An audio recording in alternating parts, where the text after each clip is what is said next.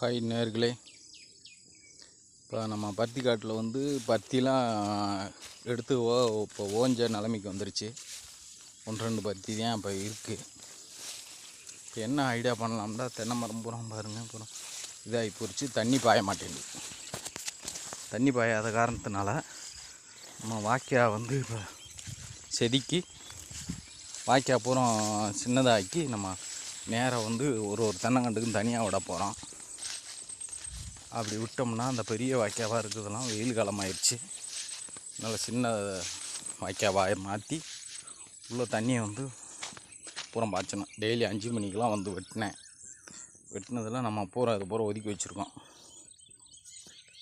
பார்த்தீங்களா? இப்படியே ஒதுக்கினதில் இப்போ என்ன செய்யலாம்னா, பாவக்காய் விதை வாங்கி வந்திருக்கேன். பாவை விதை, அந்த விதையை வந்து நட்டு விட்டுறலாம். அப்படியே பருத்தி செடி மேலே ஏற்றி விட்டுறலாம். எப்படி வருதுன்னு பார்ப்போம் அப்படின்னு ஒரு ஐடியா இருக்குது.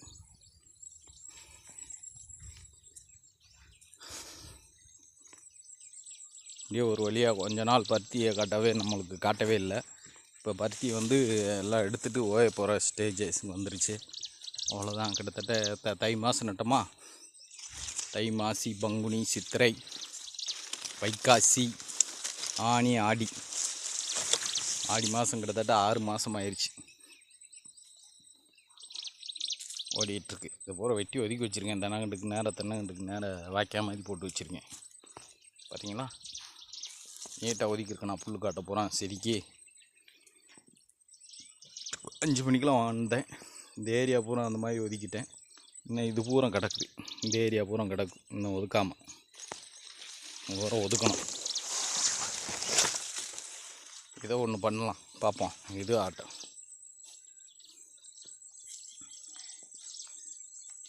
என்னதான் நடக்கட்டுமே, இருட்டின் நீதி மறையட்டுமே, தன்னால் வெளிவரும் தயங்காதே, தலைவன் இருக்கிறான் மயங்காதே. பருத்தி எடுத்து நீ கொண்டு போகணும். இதை 400-500 ரூபாய்க்கு விற்கேன். அதை விற்றுட்டு இதை கறி எடுத்து இன்றைக்கி சாப்பிட வேண்டியது, அவ்வளோதான்.